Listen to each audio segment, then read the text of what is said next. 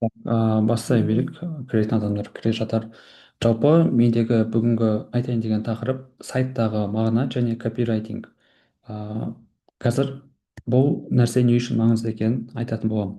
Қараңыздар, а, жалпы біз сайтқа кіргенде біз жалпы сайтқа кіргенде сайттың ішінде белгілі бір элементтер болу керек. Қараңыздаршы, если біз үй салатын болсақ және біздің үйімізді осы тек ағаштардан ғана қоршап төртбұрыш қылып салып беретін болса, ол қате, иә. Енді себебі неге? Себебі ол біздің үйімізде фундамент болу керек, үйімізді там кухняға бөлу керек, залға бөлу керек, и потом там газ свет болу керек деген сияқты сондай маңызды элементтер бар. Сол сияқты бізде де сайтты жасайтын кезде сайттың ішінде болу керек маңызды элементтер бар. Ол қандай элементтер екенін қазір айтып кететін боламын. Қараңыздар, ең алдымен сайтты ашқан уақытта сайттың ең алғашқы экранында логотип болу керек. Логотип болу керек, яғни клиентіміздің логотипі тұрады, одан кейін дескриптор тұрады. Қазір сіздерге бір дескриптор деген сияқты сөздер түсініксіз болып жатса, оны кейін түсіндіріп беремін. Қараңыздар, дескриптор мысалы мынадай: производитель материалов, там, профнастила, дополнительных элементов в Махачкале деп тұр да. Яғни осы компания жайлы кішігірім айтып кетіп тұр. Және бұл дескрипторда қалай жазуды тоже қазір сәлден кейін көрсететін боламын. Одан кейінгі маңызды элемент ол контакты. Яғни біздің сайтты ашқан уақытта біздің сайтымызда контакты тұру керек. Ол номер тұру керек, жұмыс жасайтын уақыт тұру керек, там почта тұру керек, там адрес тұру керек деген сияқты осындай маңызды элементтер бар. Егер бұндай элементтер болмаса, біздің сайтымызға деген сенімділік азая бастайды. Ал егер мына жерде кәдімгідей қараңыздаршы, егер там бүткіл адресіне дейін жазып қойған, номеріне дейін жазып қойған, там даже картадан көруге болады да. Яғни бұны көрген адамдар сайтқа кіріп осындай информацияны көрген адамдар сайтқа толыққанды сенетін болады. Одан кейінгі элементтер меню болмаса навигатор. Қарасаңыздар, главная страница о компании, каталог, там гарантия жайлы, схема работы деген сияқты нәрселер тұр. Яғни осындай нәрсені сайттың алғашқы бетінде шығарып қою керек. Себебі неге? Себебі адамдарға, мысалы сайтқа 10 түрлі адам кірсе, 10 адамның бәріне тек там компания жайлы информация керек болмауы мүмкін. Мысалы тек үшеуіне ғана компания жайлы информация керек болуы мүмкін, қалған там төртеуіне там гарантия жайлы керек болуы мүмкін, болмаса сосын қалған үшеуіне жұмыс жасайтын этаптар схемасы керек болуы мүмкін да. Сол себепті сайттың ішінде бар блоктарды осындай менюға қосып қою керек. Осылайынан қосып қою керек мына жерде тұрғандағыдай. Одан кейінгі ең маңызды нәрсе ол офер. Офер. Қараңыздаршы, егер клиент ше, офер негізі барлық нәрсені шешетін болады. Егер бізге клиент келетін болса, бізге клиент сайт жасатқысы келеді және ол айтады да былайынан: маған осы сайтты жасап алып продажаны көбейту керек, маған көптеген заявка керек, ертең реклама кеткенде заявка көптеп келу керек деген сияқты өзінің қалауын айтады да. Қалауын айтады және сонымен қатар офер бер деген уақытта клиентке ше, офер бер деген уақытта, мысалы ол клиент, давайте матрас сататын клиент болсын, болмаса диван сататын клиент болсын да. Сол мынадай офер береді бізге: Қазақстан бойынша диван өндіруші номер бірінші компания деген сияқты оферді біз мына жерге жазып қоятын болсақ, ол қате болады. Себебі неге? Себебі ол клиент бізге өз қалауын айтты ғой былайынан: маған там көптеген заявка керек, көптеген продажа болу керек деген сияқты өзінің қалауын айтты. Енді өзінің қалауы мен өзінің оффері там сай келмей тұр да. Сол себепті осы офер жағына да аса қатты мән беру керек. Ал егер ол клиентке біз ол клиенттің оффері мынадай болатын болса ше, қараңыздаршы, там кровать сатамыз. Мен қазір қысқаша бір мысал ретінде айтып кетіп жатырмын. Егер там кроватқа және 1 жыл гарантия береміз, егер сынып қалса тегін алмастырып береміз деген сияқты мағынада офер тұратын болса, ол клиентте скорее всего ана оферге қарағанда, Қазақстандағы номер бірінші кровать сатамыз дегенге, диван сатамыз дегенге қарағанда заявка да көп болады, продажа да көп болады. Сол себепті осы оферге маңызды ең көңіл бөлу керек элемент осы офер негізі сайттарда. Потом кейінгі нәрсе бөлеттер, яғни қысқаша бір артықшылықтар деп те айтсақ та болады. Не гарантия, 50 жылға дейін гарантия деп тұр, огромный склад деп тұр, көптеген товар в наличии бар деп тұр, бәрі бір орында деп кішігірім артықшылықтарын айтып кетіп тұр. одан кейін нәрсе, қараңыздаршы, біз осындай офферлерді ұсынамыз да, офферлерді ұсынғаннан кейін бізде call to action болу керек, призыв к действию. Мына жерде біздің жағдайымызда мына жерде ол мынадай кнопка болып тұр, скачать прайс лист деп тұр. Яғни осындай кнопканы тоже қойып қоюымыз маңызды, сайтты жасап жатқан уақытта, сайттың ең алғашқы экранында осындай элементтердің болуы маңызды. Так, осы жерге дейін түсінікті ма, сұрақтар бар ма?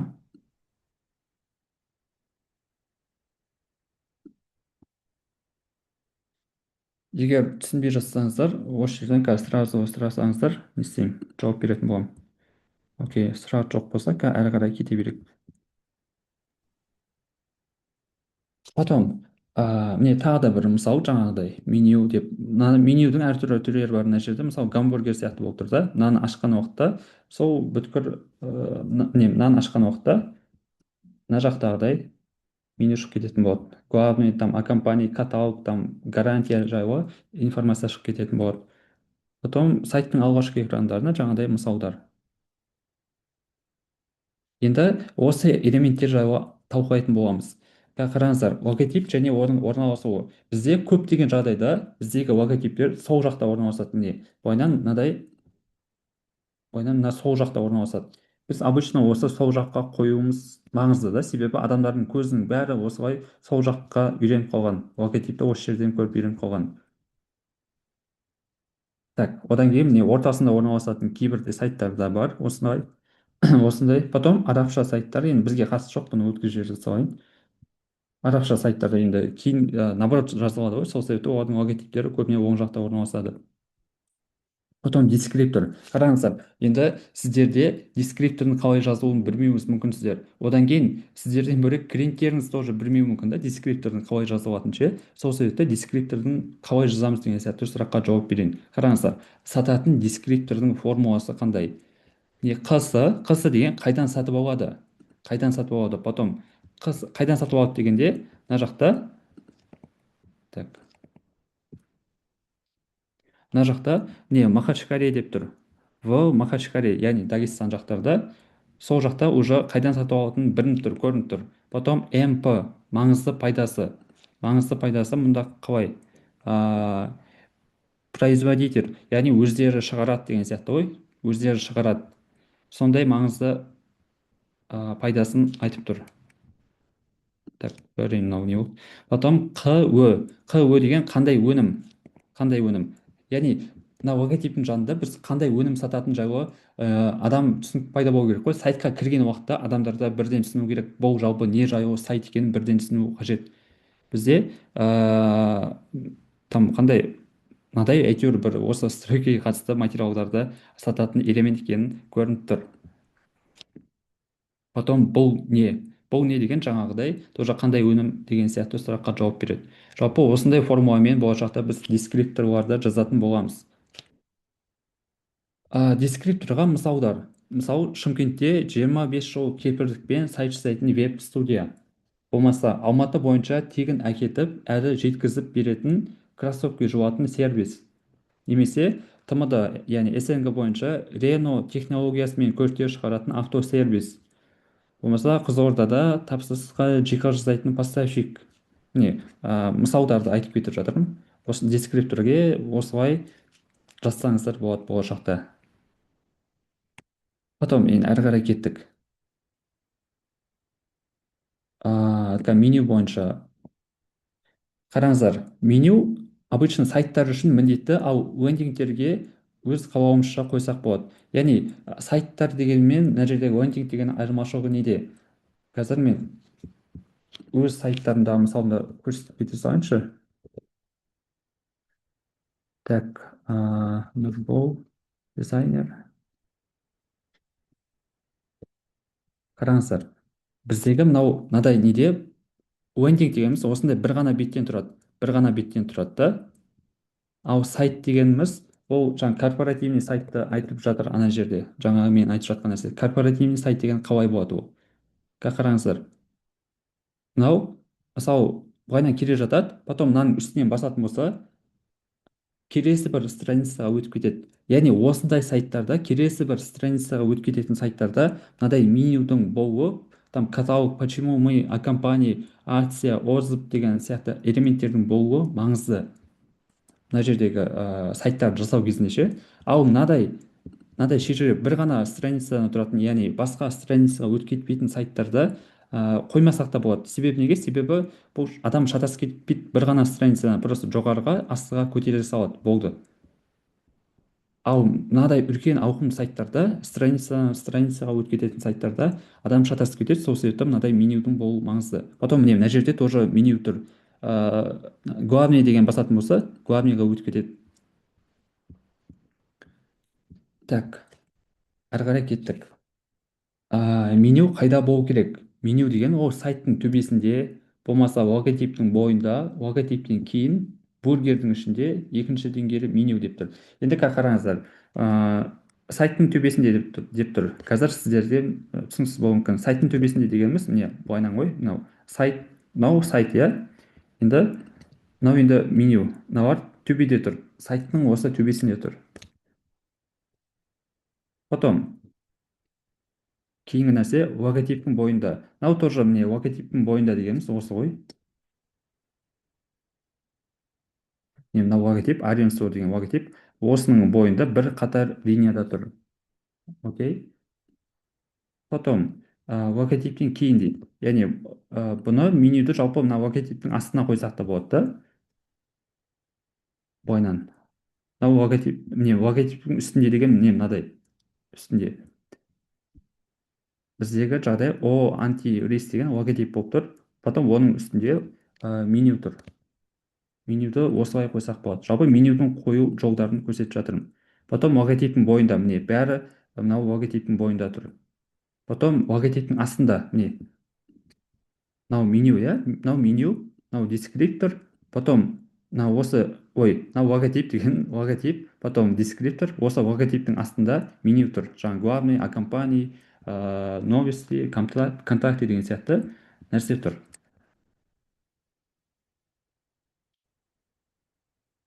Потом міне гамбургер сияқты меню тұр. Қараңыздаршы, гамбургер дегеніміз осындай не ғой, үш сызықшадан тұратын меню.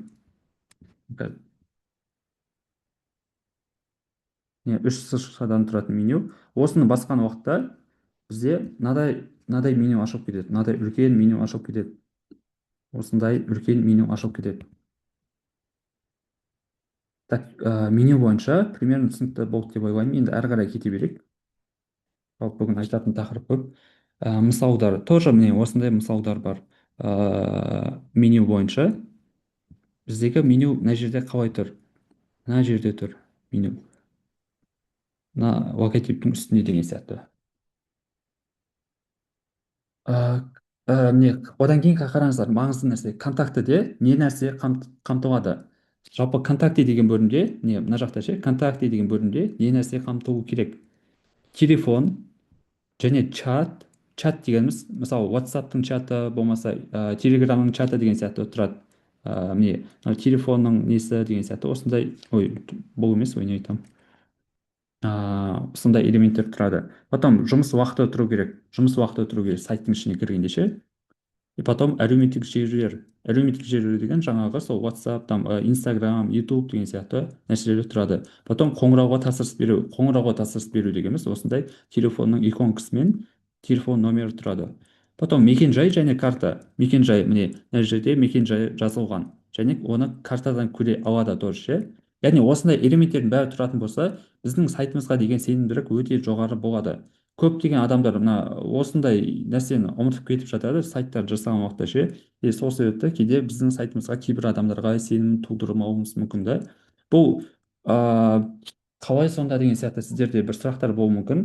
Бәрібір емес пе, там шын екені көрініп тұрады ғой деген сияқты ше. Ол біздің көзімізше, біз клиентті танығандықтан, ол шынымен айналысатын болғандықтан біз клиентке сеніп тұрамыз да. А так сайтқа енді кірген адам, клиент жайлы білмейтін адам сайтқа енді кірген уақытта, мынадай сайтқа кірген уақытта мынадай информациялар тұрмаса, мошенник деген сияқты әртүрлі ойлар кетуі мүмкін. Сол себепті ондай күмәндарды болмау үшін мына жақтағыдай контактідегідей телефон номерін, әлеуметтік желісін, жұмыс уақытын, мекен жайын, картасын бәрін қойып қоюымыз керек. Так, не мына жерде жаңа айтып жатқан не ғой, әлеуметтік чаттар дегеніміз ше, міне мына WhatsApp-тың несі тұр, мына Viber тұр, Telegram тұр, тағы не бар, мынау Instagram тұр деген сияқты осындай нәрселер әлеуметтік желілер әрі чаттар болып тұр. Так, әрі қарай кеттік. Офер.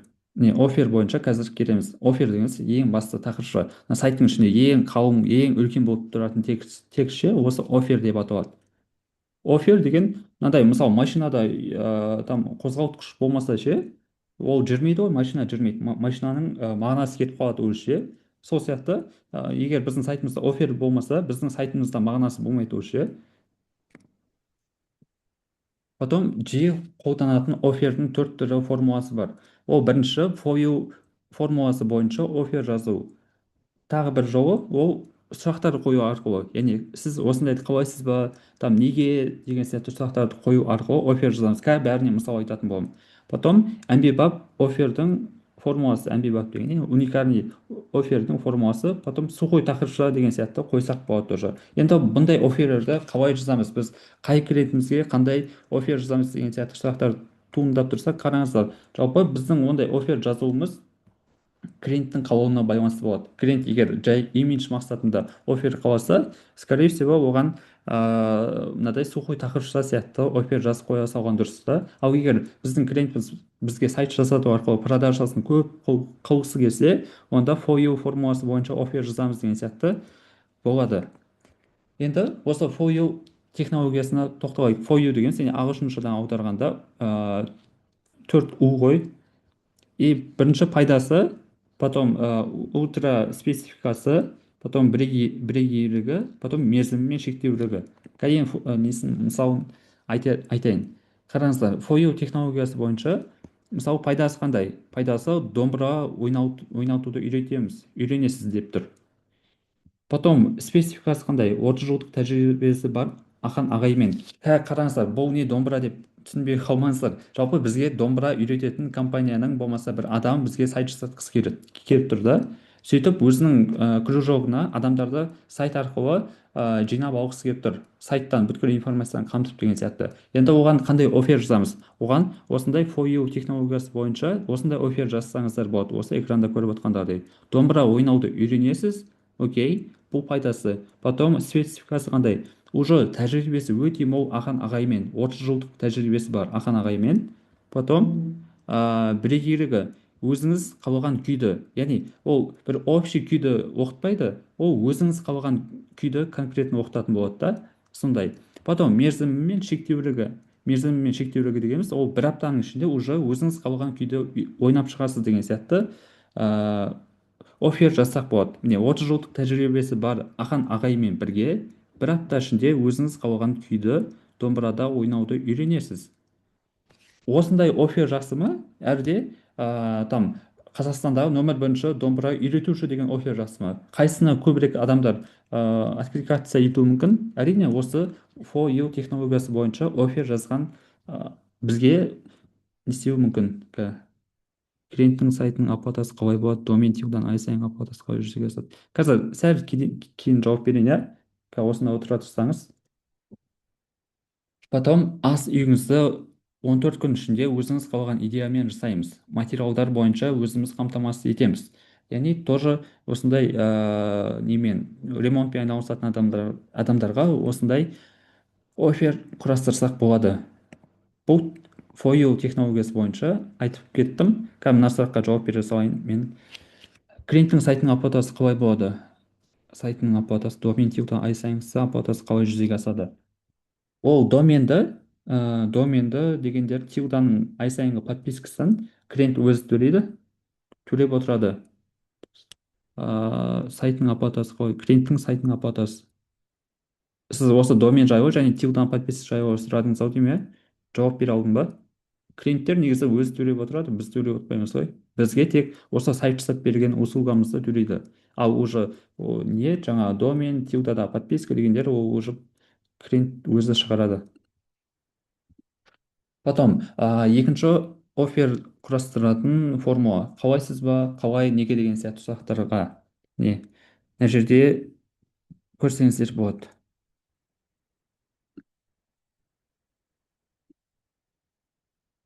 яғни осындай авторский нәрсені жасап үйренгіңіз келе ма, бірден деген сияқты сондай бір кішігірім оферлер. Уже сұрақ қою арқылы офер не істеп тұр да, там массаж сеанс керек па деген сияқты әртүрлі осындай формуламен құрастырған офер тұр.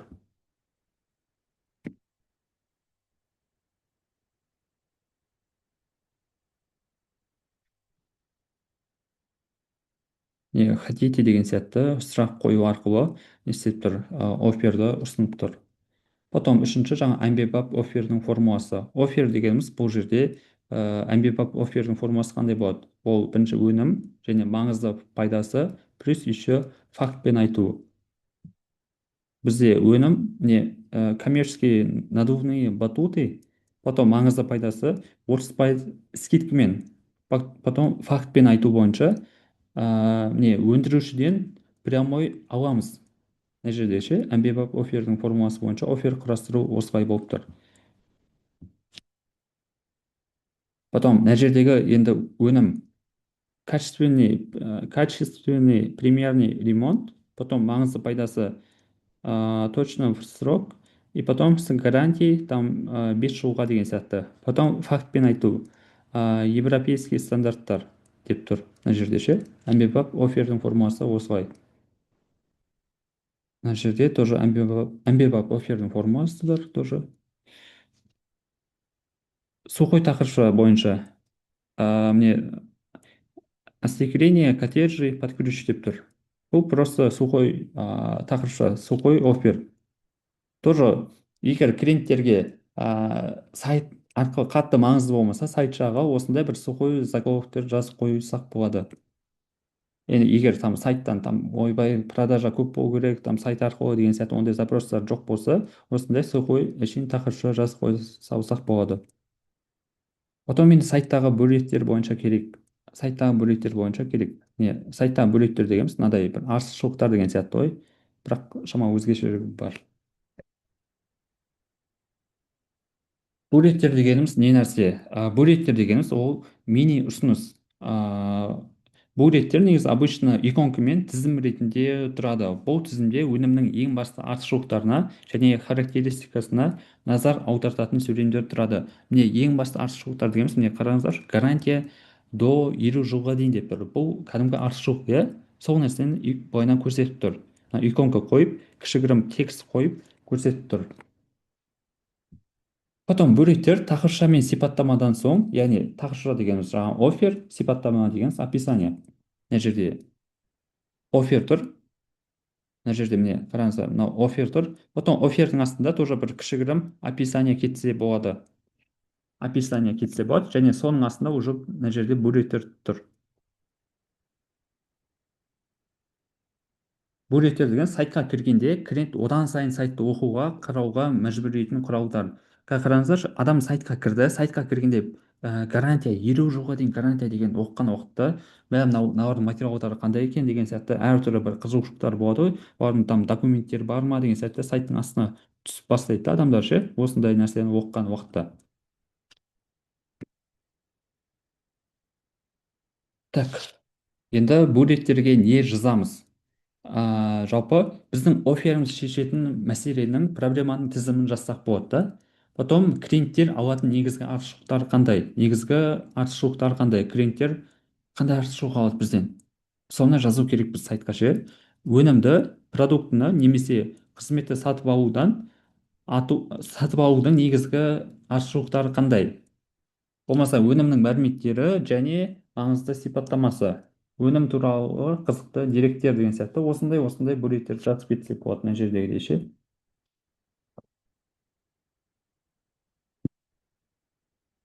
Не, сайттағы бөліктер. Не, автоның ешқандай несі жоқ дейді.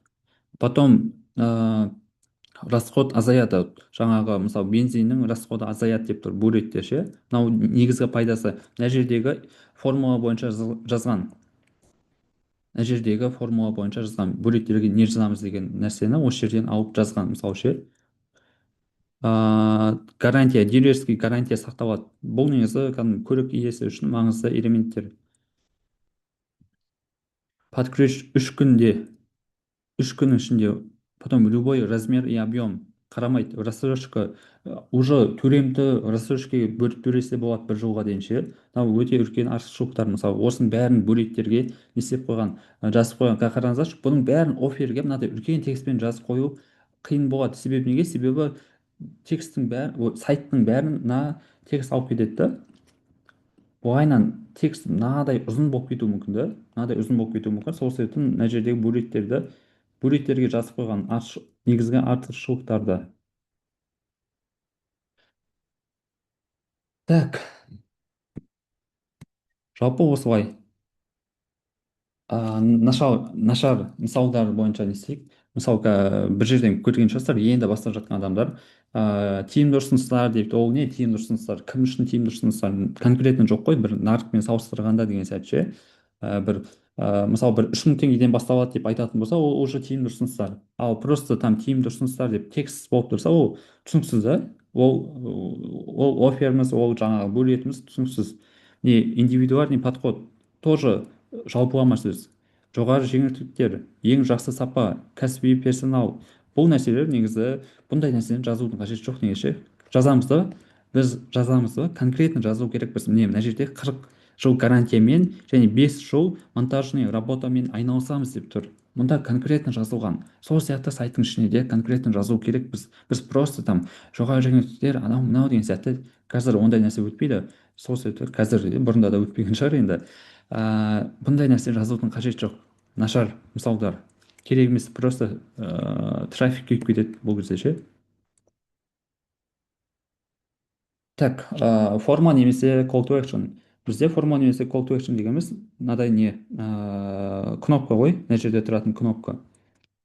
Так, қараңыздар, адамдар ше, мына оферді оқыды және бөліктерді оқыды, ойбай там заказ беруге қызығушылық пайда болды. Енді заказ беруге қызығушылық пайда болғаннан кейін әрі қарай кету керек емес па? Әрі қарай клиенттер заказ беріп кету керек. Сол кезде міне мына нәрсеге барады да, кнопканы басып заказ береді, заявка қалдыратын болады. Потом сол себепті осындай call to actionге де көңіл бөлуіміз маңызды біздің ше. Call to action дегеніміз іс-әрекет жасауға итермелеу. Бұл тақыршадан аты жөнін немесе нөмірін қалдыратын полиден тұратын батырма. Мысалда көрсетемін міне. Мына жерде аты жөні, потом телефон номері және осы тематикаға қатысты не жаңа стеклоның түрі деген сияқты сондай бір элементтер таңдап уже заявка қалдыратын болады.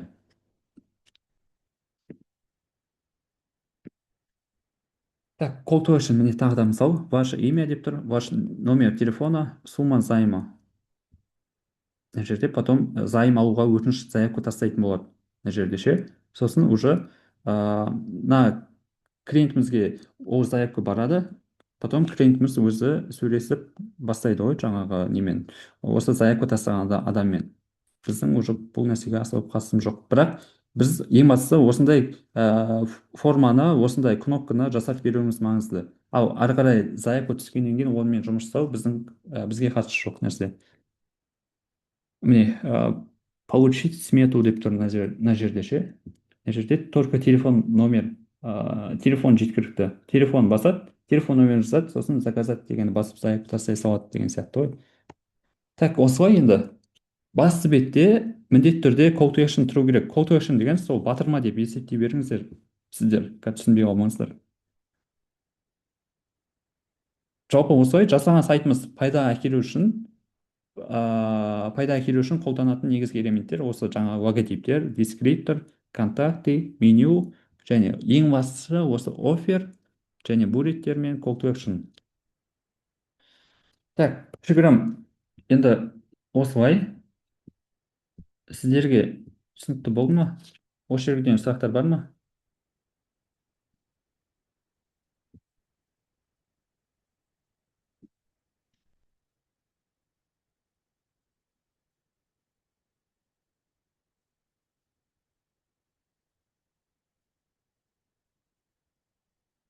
Так, осында отырсыздар ма? Бір микрофон қосып па, бір сөйлей берсеңіздер де болады негізі.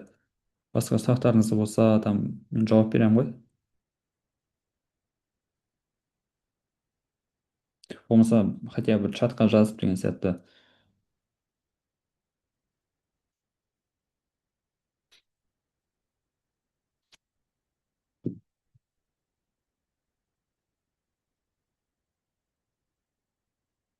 Сосын дыдың, дыдың. Сіздерде сұрақ жоқ па? Бәрі түсінікті болды ма? Мен жаңа 40 минут, 40 минут емес, енді жарты сағат бойы түсіндіріп отырдым. Почти 73 беттен тұратын презентация. Осының бәрін түсіндіріп отырдым. Сұрақтар болса қойсаңыздар, мен жауап беремін.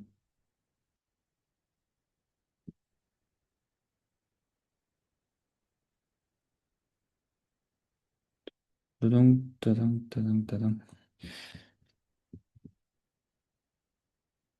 Так, онда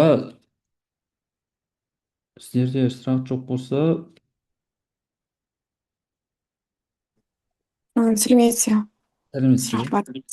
Аха, Мысалы айтыңыздар. қараңызшы, Аха.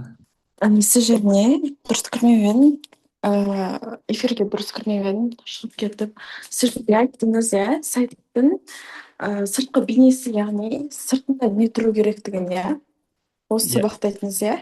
сайттың иә. Ал жалпылама сайтты А, ұлжан ханым айып етпесеңіз, қатып қалып жатсыз шамалы даусыңыз ше.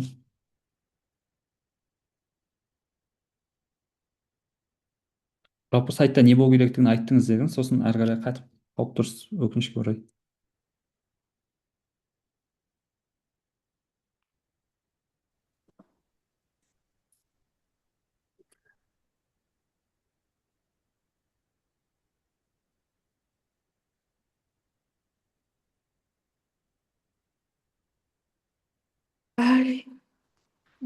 Так, естіліп тұр ма? иә, енді шықты ғой. Енді шықты ма? Түсіндіре алдым ба сұрақты? Жоқ, жаңа даусыңыз қатып қалды ғой, шықпай қалды ғой. Сөзі. Мысалы, сіз және сайттың сыртқы бейнесін, көрінісін етіңіз ғой, иә? Макетін Иә. сондай. Біз Figma арқылы сайттың сыртқы бейнесін етеміз, ал оның кнопкасы, басылу жағы барлығы неме арқылы жасалады деп едіңіз? Тилдада уже, иә, Тилдада жасайды. Оның бүкілі платный емес па? Figma барлығы? жоқ, бесплатный нұсқасы да бар, платный нұсқасы да бар деген сияқты. Фигманы негізі Иә. 100% там бесплатно қолдана берсек болады деп ойлаймын. И әрі қарай, Мысалы, иә, аха, кірмей қой. Сайт жасадым да, иә. кірмей қой. Сайт жасағанымда фигмамен істедім, оның ақылы нұсқасын алған болатын. Бірақ онда кнопкалар істемейді деген сияқты. Ал тилдамен істеп көрмеппін. Тилда бізде мысалы сол кнопка барлығы істейді ғой. Иә. Кодты жүзінде емес, просто жасанды интеллектпен істелінеді, иә ол? Тилда ма? Иә. Или қалай істелінеді? Соны түсіндіріп А, жібересіз бе? окей, хорошо. Давайте мен қазір ше, ұлжан ханым, қазір сізге ше, мына Zoom подписка алуды ұмытып кетіппін да, мен ше, қазір бітейін деп жатыр. И потом мен қазір сізге қайтадан жіберемін да, Сөзі. қайтадан кірсеңіз. Қазір, и потом еще разбор деген екінші тақырып бар, сол бойынша да көрсете саламын сізге. Бүгін ба? Мен жалғыз өзім кірмей қояйын. Егер де басқа күн нетсеңіз, жалғыз өзім Жоқ, отырғанға. жалғыз Басқа өзі деген кісілер кірмей біз ма бір деген ғой. бөлмеде отырған жоқпыз ғой, там бір неде отырып қой тек, ондай не жоқ Жоқ, қой. басқа кісілер кірмей ма деген ғой. Жоқ, общий чатқа жібере саламын ғой, там кіретіндер кіреді деген сияқты. Әрі қарай көреміз ғой. Сіз сонда қазір тилданы түсіндіресіз, иә? Сайттың. Иә, сіздің сұрағыңызға жауап беремін.